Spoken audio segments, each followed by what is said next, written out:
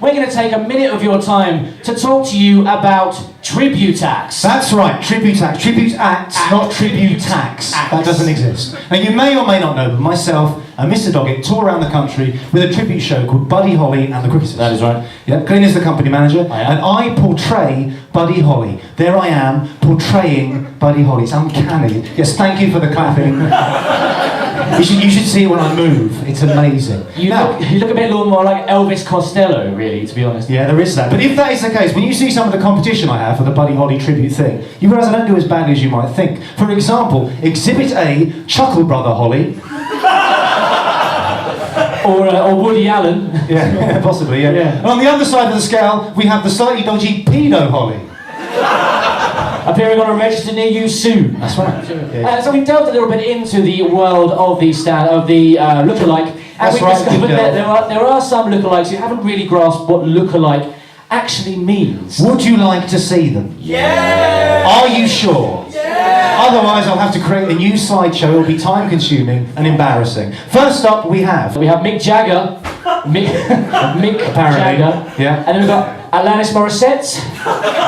Or possibly Almanis Morissette. Alman, because it's a man. Yeah. Basically a man. And then we have the President of the United States, Barack Obama. There we go. Yeah, now in case you're wondering, he's the one on the right. Yes, just to make it clear. Now, right at the top of the tribute act tree, we have a band that we discovered through the joys of YouTube. Do you want to see them? Yeah! Brilliant. This is Japan's answer to Paul McCartney and Wings. That's right, they are called Flying Horses.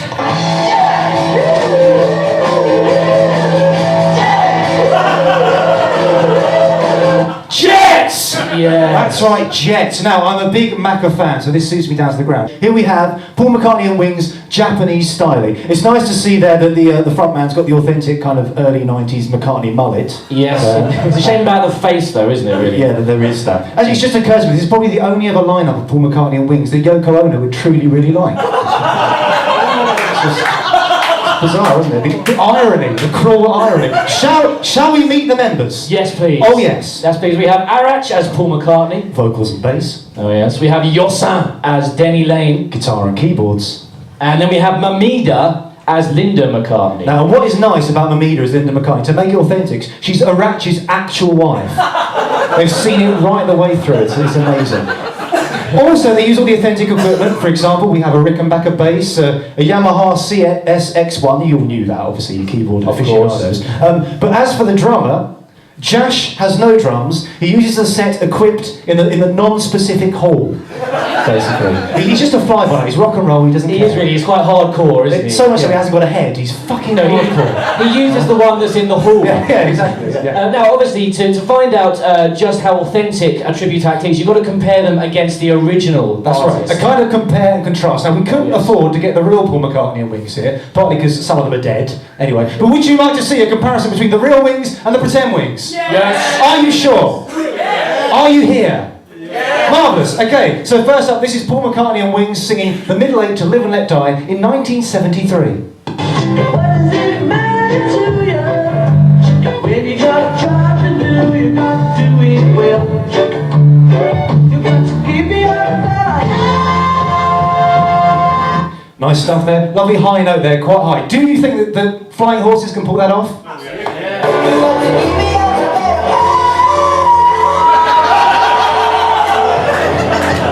No! Yeah, maybe not, but I think the answer's no. Then we have Exhibit B. This is a Paul McCartney solo track from 1989, but you'd all know that. This is My Brave Face. My brave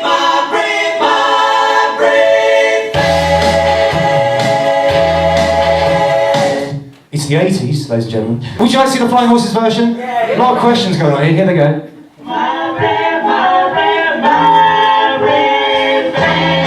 Nice, just got harmonies. Disappointed the Japanese Linda McCartney so much she turns away in disgust. Watch her, look at her. Look, here we go. Oh.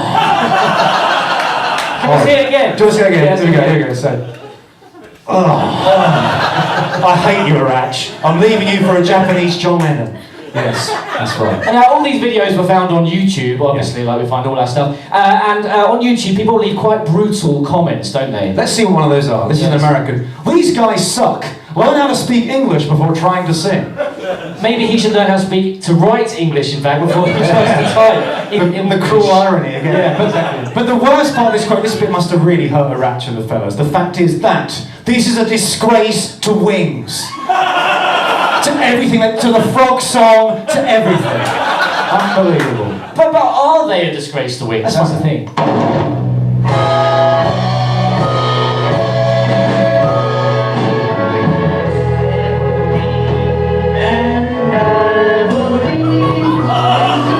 Listen to this bit.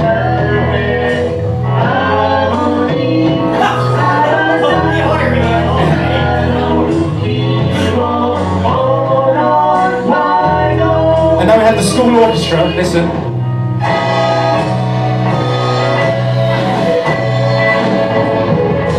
Very embarrassing. Now, if you like to go and see flying horses, you jump in a plane and you go over to Japan, they play all gigs there, all gigs there. Don't know what that means, but I said it with confidence, so it's fine.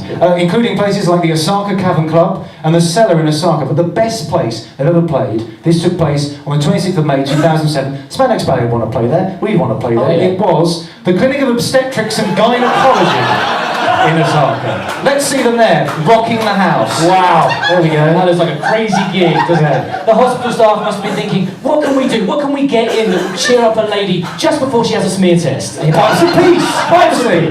The Beatles classic, Fixing a Hole. Oh, maybe.